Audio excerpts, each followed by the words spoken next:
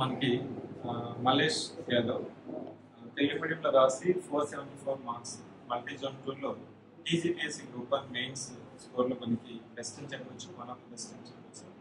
దానికి అన్ని పేపర్స్లో మనం చూసినట్లయితే యావరేజ్ మంచి స్కోర్ వచ్చింది. ఒక 2 పేపర్స్లో మనకి ఇంకా ఇంప్రూవ్ అయి ఉంటుంది, బెటర్ అని అనిపించింది.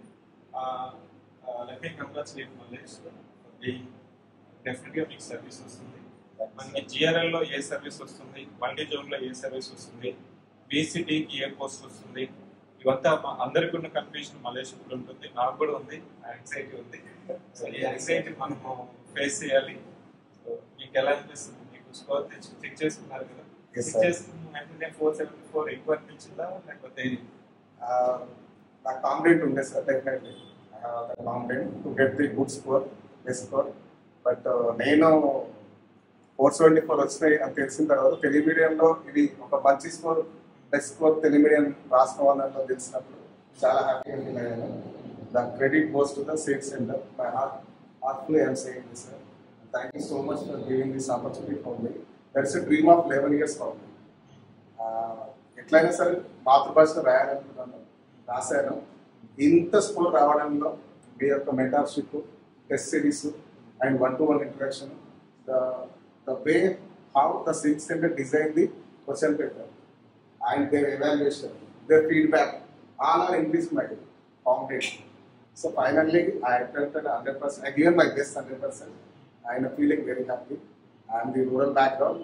My parents are farmers.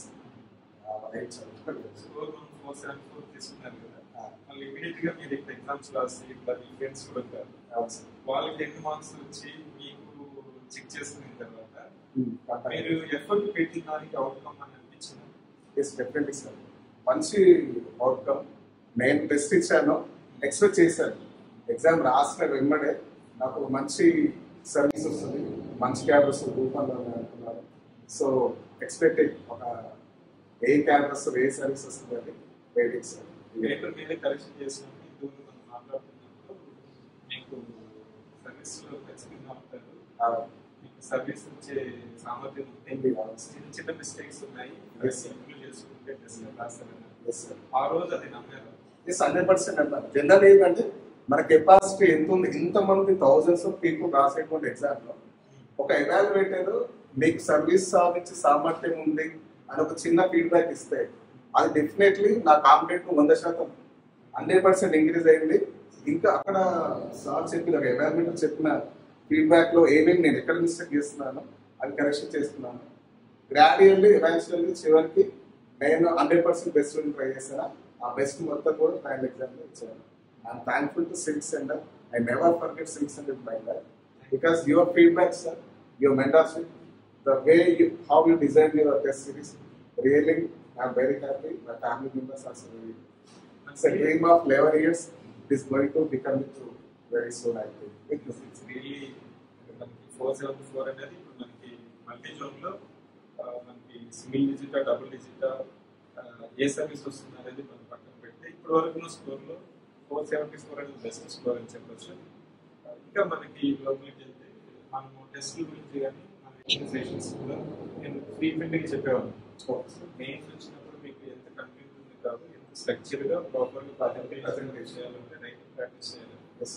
అప్పుడు స్టార్టింగ్లో మనకి ఇబ్బంది ఉంటుంది. ఆ ఇబ్బంది మీరు ఎలా ఫీల్ అయినారు, ఎలా అధిగమించినారు? సో నేను ఫస్ట్ స్టార్ట్ చేసినప్పుడు టెస్ట్ స్టార్ట్ చేసినప్పుడు 11 questions 12 questions రాస్తాను అవుట్ ఆఫ్ 15 questions. ఆ తర్వాత ఎవరైతే ఫీడ్బ్యాక్ ఇచ్చినారో 1-to-1 ఇంటరాక్షన్ సెషన్ అయిపోయిన తర్వాత వీడియోస్ అవన్నీ చూసిన తర్వాత ఎక్కడ మిస్టేక్ చేస్తాను, నాకు తెలిసిన ఆన్సర్ ఎక్కువ రాయడం, తెలియని ఆన్సర్ తక్కువ రాయడం అలా కాకుండా the quality quantity both are very important అని మీరు చెప్పిన తర్వాత సో మనకు తెలిసిన ఆన్సర్ని పక్క ఆ 10 నిమిషాల్లో ప్రాపర్గా ఎగ్జిక్యూట్ చేయాలి. First attempt the all answer 15 questions answer చేయాలి, అటెంప్ట్ చేయాలి. దానికి కంప్లీట్గా రిలేటెడ్ ఆన్సర్ తెలియడానికి కంప్లీట్ దానికి తెలిసి మీకు తెలిసిన ఇన్ఫర్మేషన్ యాడ్ చేయడము. ఓకేనా? అంటే ఇంట్రొడక్షన్ ఎలా ఉండాలి, బాడీ ఎలా ఉండాలి, కంక్లూజన్ ఎలా ఉండాలి, అవన్నీ నేను Civic Centerలో నేర్చుకుంటాను. That is fine. మాట ఇదే మాట నేను ఎందుకు చెప్తున్నానంటే టీజీపీఎస్సీ గ్రూప్ 1 రాసే అభ్యర్థికి 10 సంవత్సరాల కళ. మాకు కూడా 2021లో Civic Center ఎస్టాబ్లిష్ చేసినప్పుడు ఈ టీజీపీఎస్సీ గ్రూప్స్ రాసడానికి మన ఫస్ట్ బ్యాచ్. మీకెంత కొద్దు మాకు కూడా అంతే కొద్దు అనేది ఒక ఉండేది. అప్పుడు సివిక్ సెంటర్ ఎందుకు ట్రస్ట్ చేస్తారు, ఎందుకు సివిక్ సెంటర్తో మనం ప్రయాణం సాగిస్తే ఖచ్చితంగా ఫలితం వస్తుందని మీకు ఎలా మీరు గ్రూప్ 1 గ్రూప్ 2 కూడా టెస్ట్ ఇస్తున్నాం, ఫ్రెండ్స్ నుంచి వెళ్ళాను. మీరు గ్రూప్ 1 కానీ గ్రూప్ 2 కానీ ప్రిలిమినరీకి రిలీజ్ చేసినప్పుడు టీజీపీఎస్సీకి మీకు చాలా దగ్గరగా ఉంటుంది, క్లోజ్ ఉండేది. నాకు వేరే ఇన్స్టిట్యూట్ నుంచి అంటే కూడా ఎవరికి అక్యురసీ ఎక్కడ ఏక్యూ అంటే ఏ కీ వాళ్ళది ఏ సెంటర్ వాళ్ళది కీ అనేది అక్యురేట్ గా ఎక్కువ ఉందంటే అది సిక్స్ సెంటర్ అనేది నేను విన్నాను, చూస్తాను, నేను కూడా టాలీ చేసుకున్నాను. సో అండ్ మా ఫ్రెండ్స్ ఒక్కరు కూడా కొంతమంది ఇందులో తేరైనారు కానీ డిఫరెంట్ తేరైనారు. I believe I trusted the civil centre and finally I experience thank you. ఎందుకంటే so trust is more important. ఆ ట్రస్ట్ కి తగినట్టు సర్వీస్ కూడా సివిల్ సెంటర్ చేసిందని మీకు అనిపించింది? 100% సార్. ఆ 474 అనేది సివిక్ సెంటర్ సపోర్ట్ తోటి, మెంటర్షిప్ తోటి, టెస్టింగ్స్ తోటి తెచ్చుకున్నాను. అది మాత్రం బికాస్ గైడ్ లేకుండా, మెంటర్ లేకుండా, కోర్స్ లేకుండా ఏ పర్సన్ ఎక్కడ కూడా అచీవ్మెంట్ చేసేది ఎక్కడ ఉండదు. సో నా చిన్న అచీవ్మెంట్ ఏదైతే ఉందో 474 అనేది అది సివిక్ సెంటర్ వల్ల sir. Thank you so much. ఇంకోటి చెప్పాలంటే ఆన్సర్ రైటింగ్ చేసేటప్పుడు ఇదే ప్రశ్న మళ్ళీ ఎందుకు అడుగుతున్నానంటే మనకి మోడల్ ఆన్సర్స్ ఇస్తాం కదా సార్. మోడల్ ఆన్సర్స్ ఎగ్జామ్ పెట్టి దానికి ప్రాపర్గా క్వశ్చన్ పేపర్ ఒక 40 to 50 పేజెస్ ఎక్స్ప్లెనేషన్స్ సార్. మెయిన్స్కి అయితే మోడల్ ఆన్సర్స్, దాని తర్వాత టెస్ట్ డిస్కషన్ తర్వాత కరెక్షన్ తర్వాత ఇంట్రాక్షన్. సో ఇవంతా ఒక స్ట్రక్చర్గా ఆర్గనైజ్గా చేస్తారు.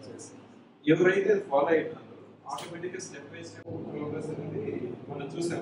పర్సనల్ ఎక్స్పీరియన్స్ ఆ ప్రొసీజర్ మీకు ఎలా, మీకు స్టార్టింగ్ నుంచి ఎలా సిస్టమాటిక్ కాంపిటేటివ్ స్పిరిట్ అనేది మేము ఎక్స్పీరియన్స్ అంటే ఈ రోజు ఎగ్జామ్ పెడతాము, ఈ టైంలో ఎగ్జామ్ ఉంటుంది, ప్లేస్ ఇది, టైమింగ్ ఇది.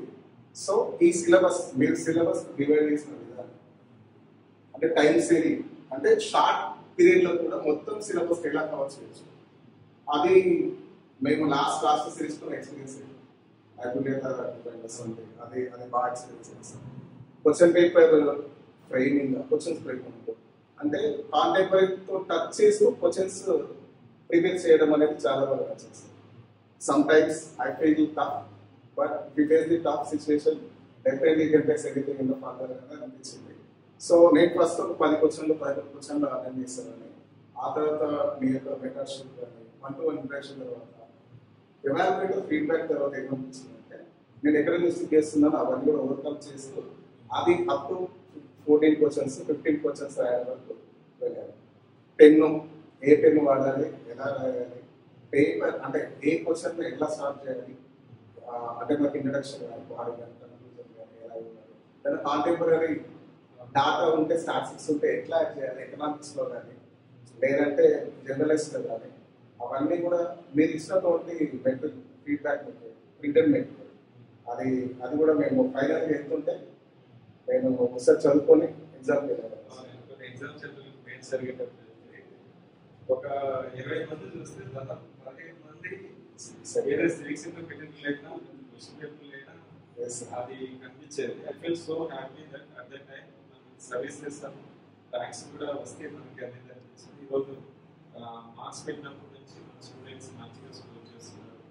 మనకి తెలుగు మీడియంలో అభ్యర్థులు రాసే వాళ్ళకి కొన్ని అపోహలు ఉన్నాయి సార్. ఏంటంటే మనం తెలుగు మీడియంలో సర్వీస్ సాధించవచ్చా, తెలుగు మీడియంలో బెస్ట్ స్కోర్ వస్తుందా అనేది. ఇప్పుడు మనకి బెస్ట్ స్కోర్ అనేది ఫైనల్లో ఎంతమంది అనేది ఇంకా మనకి నెంబర్ రాకపోయినా 474 అనేది ఇంకా ఇంగ్లీష్ మీడియంలో కంటే మీది చాలా ఎక్కువ మంది సార్.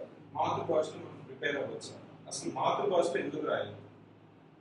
మాతృభాషలో అయితే భావ వ్యక్తీకరణ అనేది చాలా బాగుంటుంది.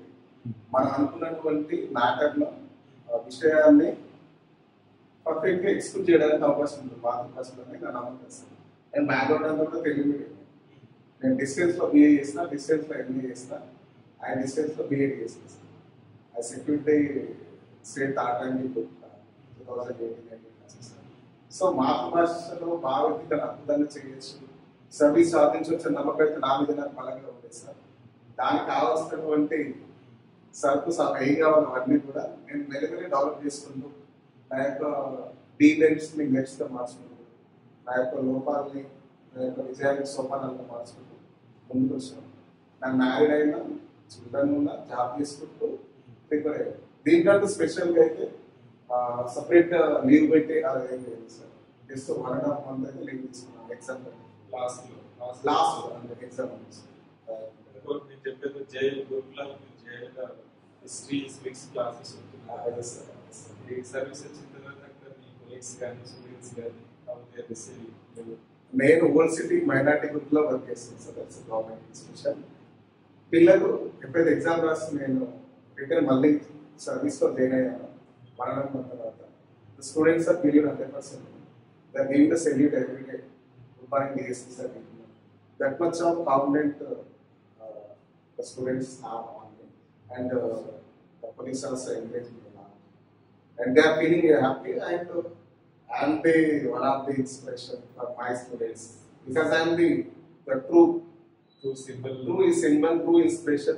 I am the yes, my sir also achieved something. We can also achieve something in the further. They also started what's a group fund. At the age of 10th class intermediate, they are asking me what is group fund, what type of services are there in group fund. వాళ్ళు అడుగుతున్నారు sir group one అంటే ఏంది, group two అంటే ఎందుకు, మీరు ఎక్కువ నాకు ఇదే ఎందుకు చెప్తారు, వాళ్ళు ఎందుకు ఇదే చెప్తారు, చాలా ఉద్యోగాలు ఉన్నప్పుడు కూడా civil services group one group two గురించి ఎందుకు మాట్లాడుతున్నారు సార్. ఒక ఓల్డ్ సీట్ లో ఆ టైప్ ఆఫ్ కొంచెం నేను పనిచేస్తే అట్మాస్ఫియర్ లో తీసుకురావడం నేను చాలా హ్యాపీగా ఫీల్ అవుతాను సార్.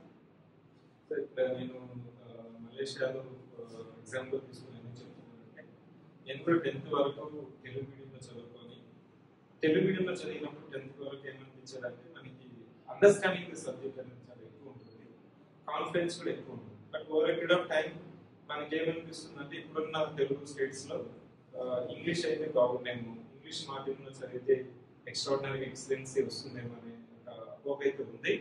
కానీ తెలుగు ఎవరికైతే వచ్చి తెలుగు మాధ్యమంలో బాగా వ్యక్తీకరణ చేయగలుగుతారో వాళ్ళ మీద వాళ్ళకి నమ్మకం ఉంటుందో మనం మాధ్యమం మార్చాలా అంటే మీరు ఒకసారి చెక్ చేసుకొని కంటిన్యూ చేయడం అనేది తప్పలేదు.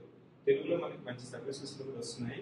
ఇప్పుడు తెలుగు మీడియం వాళ్ళకి డిప్యూటీ కలెక్టర్లు వస్తున్నారా, డిఎస్పీలు వస్తున్నారా, లేకపోతే 500 స్కోర్ చేసిన వాళ్ళు ఎంతమంది ఉన్నారు అనేది మనకి ఇంకా ఎగ్జాక్ట్ నెంబర్ అయితే రావట్లేదు. మేబీ ఇంకొక 10-15 days వరకు రావచ్చు. బట్ మలేజ్ని మనం ఇన్స్పిరేషన్ తీసుకొని చాలా మంది తెలుగు మీడియం వాళ్ళు చదవడంలో తప్పలేదు.